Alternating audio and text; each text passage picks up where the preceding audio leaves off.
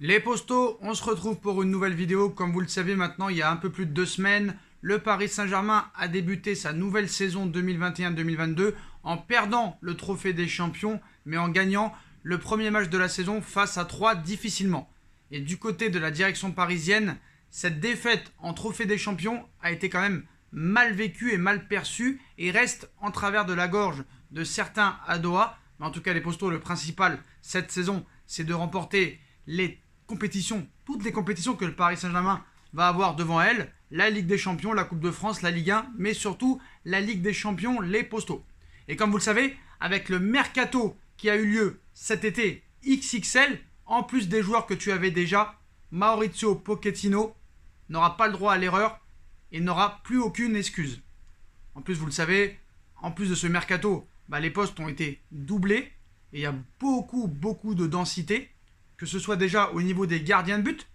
Tu as peut-être les 2 meilleurs gardiens du monde. D'ailleurs, Navas n'a même pas été dans les nominés pour le meilleur gardien de la Ligue des Champions 2020-2021. C'est scandaleux, je dis la vérité. Quand tu vois Courtois, Mendy, alors Mendy, d'accord, il a gagné la Ligue des Champions avec Chelsea. Et qu'est-ce que fait Ederson ici? Qu'est-ce que fait Ederson dans le top 3? Honnêtement, non, on n'est pas en 2019. On n'est pas en 2020, nous sommes en 2021. Navas aurait mérité amplement d'être dans les nominés et dans les 3 meilleurs gardiens de Ligue des Champions 2020-2021 avec ses performances XXL en poule, mais aussi contre le Bayern de Munich et contre le FC Barcelone. Mais voilà, l'incompétence continue les postos. Mais bon, tu as Navas, meilleur gardien du monde, et Donnarumma qui vient de gagner l'Euro et futur meilleur gardien du monde. Au niveau de la défense centrale, Kipembe, Marquinhos, Sergio Ramos, peut-être les 3 meilleurs défenseurs centraux du monde. À droite, tu as peut-être le meilleur latéral droit du monde, Achraf Hakimi. Au milieu de terrain, tu as beaucoup de densité, en attendant peut-être une nouvelle recrue. Idrissa Gueye, Leandro Paredes, Wijnaldum, Marco Verratti, Ander Herrera, Rafinha. En plus de ça, les Xavi Simons et Michou. Bon, certes, sur le côté gauche, tu as quand même un Diallo qui a été exceptionnel contre Manchester en poule l'année dernière et contre le Bayern et le FC Barcelone. Si Juan Bernat revient à son haut niveau comme il l'était en 2019 ou 2020, c'est pas loin d'être dans le top 10 des meilleurs arrière-gauche. Et en attaque, Lionel Messi, Neymar Junior, peut-être Mbappé s'il reste ou peut-être Cristiano Ronaldo s'il le remplace, Mauro Icardi, Angel Di Maria. J'ai envie de te dire, là, tu n'as plus réellement d'excuses pour pouvoir bien jouer, marquer beaucoup de buts, faire le spectacle, produire du beau jeu, et en plus de ça, gagner des titres, et surtout le rêve ultime, la Ligue des Champions. Parce que je peux vous dire que voilà, tous les entraîneurs qui sont passés par le Paris Saint-Germain ont remporté le trophée des champions, et franchement, ça fait mal d'avoir perdu ce trophée des champions. Même si c'est le premier trophée de la saison, mais voilà, tu n'as pas le droit. Surtout après avoir perdu le titre en Ligue 1, Maurizio Pochettino a le record de défaites pour un début, pour les 6 premiers mois, d'un coach au Paris Saint-Germain. Donc vraiment, il n'a pas le droit à l'erreur et les postos, un gros coup se prépare du côté de Doha. Parce que comme vous le savez, la Coupe du Monde en 2022 n'aura pas lieu en été à cause des fortes chaleurs au Qatar. Elle aura lieu au mois de novembre. D'ailleurs, je ne sais pas comment ils vont s'organiser par rapport au calendrier des saisons. Parce que comme vous le savez, quand il y a une Coupe du Monde qui dure un mois, il doit y avoir au moins 3 semaines à 1 mois de préparation en amont. C'est-à-dire que la préparation pourrait débuter mi-octobre. Et après, quitter la Coupe du Monde pour reprendre direct le championnat, ça risque d'être assez serré. Mais apparemment, l'UEFA n'a pas l'air de s'en faire. Les fédérations de tous les pays et de tous les championnats n'ont pas l'air de s'en faire non plus. À savoir comment ils vont s'organiser. En tout cas, ça change beaucoup de choses. Parce qu'à l'issue de la saison de 2022, si Pochettino n'a pas rempli les objectifs du Paris Saint-Germain, ça pourrait aller voir ailleurs. Surtout que du côté du Paris Saint-Germain, en plus d'avoir perdu le trophée des champions, ça a été très mal vu et très mal digéré que Maurizio Pochettino, 6 mois après son arrivée, voulait déjà quitter le Paris Saint-Germain pour revenir à Tottenham. D'ailleurs, il n'a jamais démenti les rumeurs d'un départ du PSG et d'un retour à Tottenham. Et vous savez que le Paris Saint-Germain, on va dire, par fierté, par orgueil, a voulu cadenasser Pochettino pour dire un petit peu à tous les coachs, toutes les équipes du monde entier, à tous les dirigeants, nous, quand on veut quelqu'un, on le garde. Donc voilà, maintenant Pochettino, il n'aura pas le droit à l'erreur. Et si jamais les objectifs ne sont pas remplis, parce qu'il a eu des objectifs très ordonnés de la part de Doha, il faut gagner absolument la Ligue des Champions cette saison. Et gagner en plus de ça la Ligue 1 et la Coupe de France. Comme vous le savez, la Coupe de la Ligue n'existe plus maintenant depuis plus d'1 an. C'est une véritable connerie d'ailleurs. Vous le savez que le championnat repassera à 18 clubs à partir de 2023. Ça aussi, c'est une connerie. Bientôt, on va se retrouver avec des ligues fermées à 12 clubs. Mais bref, Pochettino sera jugé sur cette saison. Et avec l'effectif pléthorique qu'a le Paris Saint-Germain et qu'a Pochettino à disposition, Paris n'a pas le droit à l'erreur. Et que vous savez que si jamais Pochettino était amené à partir cet été, l'objectif numéro 1 de Doha en interne était Zinedine Zidane, qui vient de quitter le Real Madrid il y a quelques mois. Mais on le sait tous, hein, Zidane attend l'équipe de France. Mais la prochaine Coupe du Monde, avec l'équipe de France, se fera sans Zinedine Zidane. Parce que ce sera toujours Deschamps, le coach de l'équipe de France. Et si jamais la France gagne la Coupe du Monde, il est encore possible que Deschamps aille jusqu'en 2023 et puisse gagner l'Euro. Parce qu'on sait que Zidane attend l'équipe de France, mais que Deschamps veut gagner aussi l'Euro en plus de la Coupe du Monde déjà gagnée en 2018.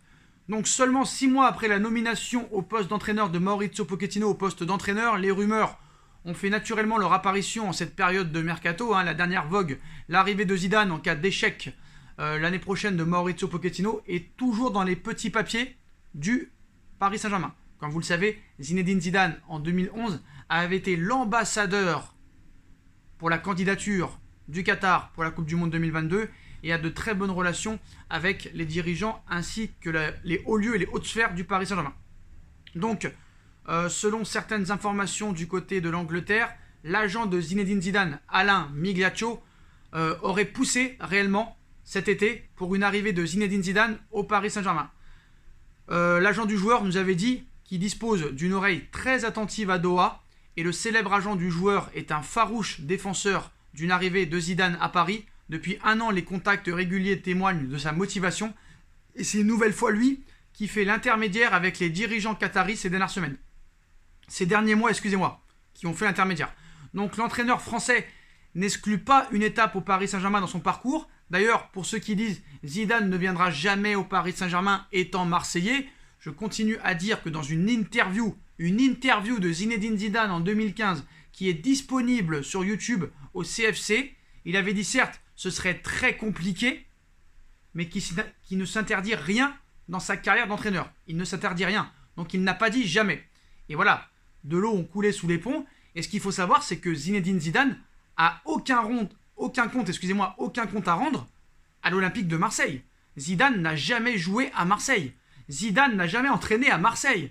Donc Zidane n'a aucun compte à rendre aux supporters marseillais ou au club de l'Olympique de Marseille. À un moment donné, il faut arrêter. Donc voilà les postos. Surtout qu'ils ne souhaitent pas venir à la Juventus avec l'actuelle direction en place. C'est pour ça qu'ils ont pris Massimiliano Allegri. Donc à Doha, les hautes autorités du Paris Saint-Germain préparent déjà le terrain pour Zizou en cas de faux pas de Pochettino la saison prochaine. Après avoir perdu le titre et échoué en demi-finale de Ligue des Champions, un début de saison poussif lui sera certainement fatal. Et à 1 an de la Coupe du Monde au Qatar, 1 an et demi, Doha ne se fera certainement pas prier pour signer l'entraîneur le plus en vogue de la planète football, conclut le média transalpin. Après son départ du Real Madrid, Zidane pourrait donc ne pas connaître peut-être une année sabbatique totale, même si elle a commencé déjà. Donc Mauricio Pochettino, déjà, s'il veut être tranquille jusqu'à la fin de saison, il doit faire carton plein lors des 19 premières journées de Ligue 1 et finir premier de sa poule.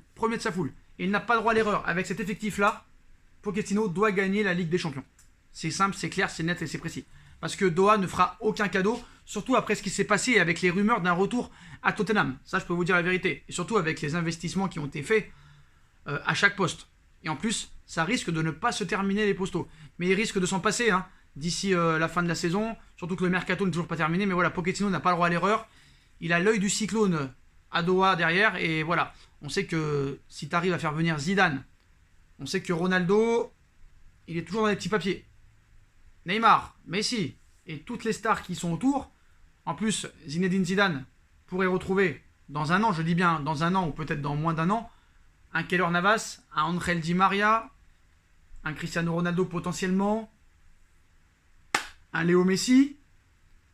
Donc personne ne peut dire non au Paris Saint-Germain à l'heure actuelle.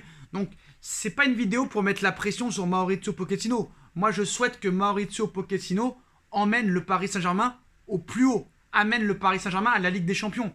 Mais quand je vois les 6 premiers mois Et quand je vois les 2 premiers matchs, au niveau du jeu, je ne vois pas de signe distinctif, je ne vois pas de patte Pochettino. J'espère me tromper et j'espère que Pochettino réussira au Paris Saint-Germain, qu'il imposera sa patte, qu'on produira du beau jeu, qu'on gagnera tous les titres qui passeront devant nous, qu'on gagnera cette Ligue des Champions.